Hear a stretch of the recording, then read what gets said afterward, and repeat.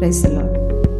சங்கீதம் 118 22 23 வசனங்கள். வீடு கட்டுகிறவர்கள் ஆகாதென்று தள்ளின கல்லே மூளைக்கு தலைக்கல்லாயிற்று. அது கர்த்தராலே ஆயிற்று. அது நம்முடைய கண்களுக்கு ஆச்சரியமா இருக்கிறது. ஆமென். ஹல்லேலூயா. இன்னைக்கு ஒரு நல்ல காரியத்தை கற்றுக்கொள்ள போறோம். கர்த்தரிடத்திலிருந்து நாம் கற்றுக்கொள்கிற எல்லா காரியமே நன்மையான காரியங்களா இருக்கும், நன்மையை வருவிக்கக்கூடிய காரியங்களா இருக்கும். வார்த்தை கேட்க கேட்க ஒரு காரியம் நடக்கும். என்னன்னா, நன்மை நம் பக்கமாய் திருப்பப்படும். வார்த்தை கேட்காம இருக்கும்போது ஒரு காரியம் நடக்கும், வர்ற நன்மை திரும்பி போயிடும். வித்தியாசம் புரியுதுங்களா? அப்போ கர்த்தரை தேடி வருகிற உங்க வாழ்க்கையில ஒரு நாளும் நன்மை திரும்பி போகாதபடி நீங்க எல்லாத்தையும் விட்டு திரும்பி இங்க வர்றீங்க இல்லையா? இந்த நன்மை வேற யாருக்காச்சும் போகணும்னு தேடிக்கிட்டு இருந்தாலும் அந்த நன்மையை நீங்கள் பெற்றுக்கொள்ள முடியாது. ஆவியானவர் நன்மையை உங்கள் பக்கம் திருப்புவார். ஆமென். இந்த வசனத்துல வீடு கட்டுகிறவர்கள் ஆகாதென்று தள்ளின கல்லே மூளைக்கு தலைக்கல்லாயிற்று. வீடு கட்டுகிறவர்கள் ஆகாதென்று தள்ளின கல். ஒரு மனிதன் தள்ளப்பட்டவனாய் ஒரு சமுதாயத்திலிருந்து அவன் தள்ளிவிடப்படும் பொழுது, ஒரு குடும்பத்தாரால் ஒரு சிலர் கைவிடப்படும் பொழுது, கணவனால் கைவிடப்படும் பொழுது, மனைவியால் கைவிடப்படும் பொழுது, பிள்ளைகளால் கைவிடப்படும் போது, இப்படி கைவிடப்பட்ட நிலை அப்படின்னு பார்த்தோம்னா நிறைய நிலைகள் இருக்கு. தள்ளப்பட்ட நிலைன்னு பார்த்தோம்னா நிறைய நிலைகள் இருக்கு இல்லைங்களா? நம்ம தள்ளப்பட்ட நிலைக்கு, ஒரு மனுஷன் எப்போ தள்ளப்பட்ட நிலைக்கு, தள்ளப்பட்ட சூழ்நிலைக்கு வருகிறானோ, ஒரு காரியம் தெரிந்து கொள்ளணும். இந்த மனிதனை உண்டாக்குனது, தள்ளப்பட்டவனை உண்டாக்குனது தேவன். அவன் தள்ளப்படலாம், சமுதாயத்துல குடும்பத்தாரால தள்ளப்படலாம், நீ ஒன்னுத்துக்கும் உதவி இல்லைன்னு கூட தூக்கி எறியப்படலாம். அந்த தூக்கி எறியப்பட்டவனை உண்டாக்கினவர் கண்ணு கருத்தமா அவங்க மேல இருப்பார். ஆமென்.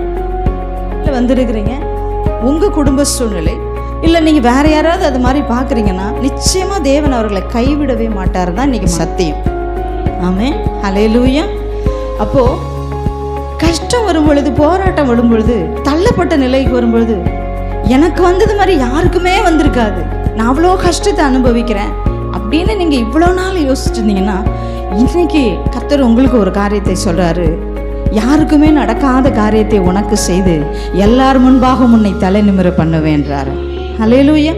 இப்போ இந்த வார்த்தை நீங்க எந்த அளவுக்கு உள்வாங்கிக் கொள்ள முடியுமோ உள்வாங்கிக் கொள்ளுங்க. எந்த அளவுக்கு நீங்க உள்வாங்கிக் கொள்றீங்களோ அவ்வளோ சீக்கிரமா மாறுதல் உங்க வாழ்க்கையில, குடும்பத்துல நடக்கும். ஆமென். அப்ப தள்ளப்பட்டுட்டோம், ஒதுக்கப்பட்டுட்டோம், நம்மளை யாரும் கண்டுக்கவே மாட்டுறாங்க, நம்ம நிலைமை ரொம்ப மோசமாயிடுச்சே, நான் ஏன் இப்படி இருக்கிறேன் ஆண்டவரே, நான் எப்படி ஆண்டவரே முன்னேறுதுன்னு போராட்டத்தில் இருந்தீங்கன்னா, உங்களுக்கு ஒரு காரியம், தள்ளப்பட்ட உங்களை உண்டாக்கினவர் ஒரு தேவன். அந்த தேவன் உங்க மேல கண்ணோக்கமா இருக்கிறாரு. நீங்க கொஞ்சம் கூட பயப்பட வேணாம், கொஞ்சம் கூட மனம் தளர வேணாம். தள்ளப்படும் போதெல்லாம் நீங்க நினைக்கணும், நிச்சயமா என் தேவன் தலையை நிமிர பண்ணுவார். அதுதான் நடக்கும். வசனம் தெளிவாய் சொல்லுது. தள்ளப்பட்டிருக்கீங்களா, ஒதுக்கப்பட்டிருக்கீங்களா, வெறுக்கப்பட்டிருக்கீங்களா, கைவிடப்பட்டிருக்கீங்களா, உன் தலையை நான் நிமிர பண்ணுவேன். உங்க தலையை நிமிர பண்ணும்படி கர்த்தர் இந்த மாலை வேளை உங்களை சந்திக்கிறார். நிச்சயமாக இதை செய்வேன் சொல்றார்.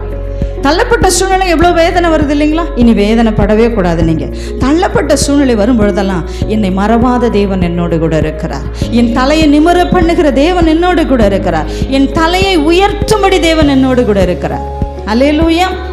ஒரு காரியம் தெரிந்து கொள்ளணும், நம்மள வாழ்க்கையில உயர்வுன்னு ஒன்று வருது இல்லையா? உயர்வு, மேன்மை, அந்தஸ்து வருது. நீங்க அப்படி இல்லைன்னா அது வரும்.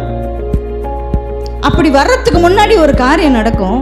உங்கள் உயர்வுக்கு முன்பாக ஒரு காரியம் நடக்கும். தள்ளப்படுதல், ஒதுக்கப்படுதல், வெறுக்கப்படுதல், கைவிடப்படுதல். அப்போ இந்த காரியம் நடக்கும்போது நினைச்சுக்கணும், நெக்ஸ்ட் ஸ்டெப்பு உங்களை உயர்வு கொண்டு போவார் கர்த்தர். புரிஞ்சுக்க முடியுதுங்களா உங்களுக்கு? அப்போ நீங்கள் உயர்த்தப்படுவதற்கு முன்பாக ஒரு காரியம் உங்களுக்கு நடக்கும். அநேகர் உங்களை கைவிடுவாங்க, அநேகர் உங்களை அசட்டை பண்ணுவார்கள், அநேகரால் நீங்க வெறுக்கப்படுவீர்கள், ஒதுக்கப்படுவீர்கள். இன்னைக்கு தான் ஆண்டவரே எனக்கு இது புரியுது, நான் என்ன நீங்க உயர்த்த போறீங்கன்றது ஊர்ஜிதமாயிடுச்சு, நீங்க உயர்த்த போறீங்கன்றது எனக்கு தெரிஞ்சு போச்சு ஐயா. ஹல்லேலூயா. இந்த வார்த்தை படிக்கும்போது எத்தனையோ நாள் படிச்சிருப்போம். தள்ளப்பட்டக்கள் தலைக்கு மூளைகள் ஆயிற்று. இயேசு கிறிஸ்துவ ஆண்டவராக இயேசு கிறிஸ்துவ அப்படிதான் சொல்லி வசனம் சொல்லுது. இந்த மாலையில கர்த்தர் உங்களோடு இந்த வார்த்தையை உடைச்சு, இந்த வார்த்தையின் அபிஷேகத்தை உங்க தலை மேல ஊத்துறாரு. நீ இவ்வளவு நாள் தள்ளப்பட்டிருந்தல, உன் தலை உயர்த்தப்படும். உயரும்படியாய் காரியத்தை நடப்பிப்பேன். உன் வாழ்க்கை நான் உயர்த்துவேன். உன் வாழ்க்கை இந்த நிலையில இனி இருக்க போவதே இல்லை என்று சொல்லுகிறார். ஹல்லேலூயா. பட்ட அவமானங்கள், பட்ட தலைகுணவுகள்லாம் ஒரு முற்றுப்புள்ளி வைக்க முடியாது. கர்த்தர் இந்த வார்த்தையை கொண்டு உங்களை சந்திக்கிறார். ஹல்லேலூயா, ஹல்லேலூயா. நிறைய நேரத்தில் பாருங்களேன், முக்கியமான விசேஷத்துக்கு நம்மளை ஆசிச்சிருக்க மாட்டாங்க. முக்கியமான விசேஷங்களில் நம்மளை கண்டுக்கவே மாட்டாங்க.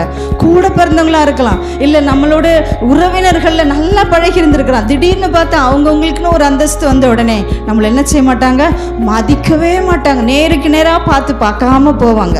இதெல்லாம் பார்த்துட்டு எவ்வளோ அவமானப்பட்டு எவ்வளோ கூனி குறுகி இவங்க எல்லாம் ஏன் தான் என்ன வெறுக்கிறாங்கன்னு தெரியலேன்னு நீங்கள் வேதனைப்பட்ட நாளுக்கு கர்த்தர் ஒரு முடிவு கட்டுறாரு. ஆமென். கர்த்தர் ஒரு முடிவு கட்டுறாரு. முடிவு கட்டி யாருக்கு முன்னாடி தலை குனிஞ்சிங்களோ அவங்களுக்கு முன்னாடி உங்க தலையை உயர்த்த போகிறார். ஹல்லேலூயா, ஹல்லேலூயா. அப்போ இவ்வளவு நாள் நீங்க பட்ட கஷ்டத்துக்கு ஒரு முடிவு வந்தாச்சு. தள்ளப்பட்ட நீங்கள் இனி எப்படி இருக்க போறீங்க? தலைவர்களாக இருக்க போறீங்க. உங்களை இல்லாமல் அந்த காரியத்தை நடக்காதபடி கர்த்தர் அப்படிப்பட்ட காரியங்களை உங்கள் குடும்பத்தில் நடத்துவார். இனி உங்களுக்கு ஆச்சரியமாக இருக்கும், நான் எப்படி இருந்து தெரியுமா ஆண்டவரே, இன்னைக்கு எப்படி என்னை கொண்டு வந்து வச்சிருக்கிறீங்கன்னு. ஹல்லேலூயா. கர்த்தருடைய கருத்துக்குள்ளே வாங்க. கர்த்தருடைய வார்த்தையை நம்புங்க. இந்த வார்த்தை யாருக்கோ சொல்லப்பட்டது இல்லை. நிச்சயமாக இந்த வார்த்தை எனக்கு தான். ஐயா, நான் அடித்து பேசுகிறேன். நான் தள்ளப்பட்டு இருக்கிறேன். நான் வேதனையில் இருந்தேன். நான் கண்ணீரில் இருக்கும் பொழுதெல்லாம் என் கண்ணீருக்கு பதில் இல்லையேன்னு நான் எத்தனையோ முறை கதறின போதெல்லாம் கர்த்தரின் இந்த மாலை வேளையில் எனக்கு பதில் கொடுத்து கொண்டே இருக்கிறார். இந்த கண்ணீர் நிரந்தரம் இல்லை. இந்த கண்ணீர் இனி என் கூட இருக்க போகிறதில்ல. கர்த்தர் என் கூட இருக்க போகிறாரு. இந்த லெவலை கர்த்தர் முற்றிலுமாய் மாற்றி என் தலையை உயர்த்த போகிறார். ஆமென். ஹல்லேலூயா.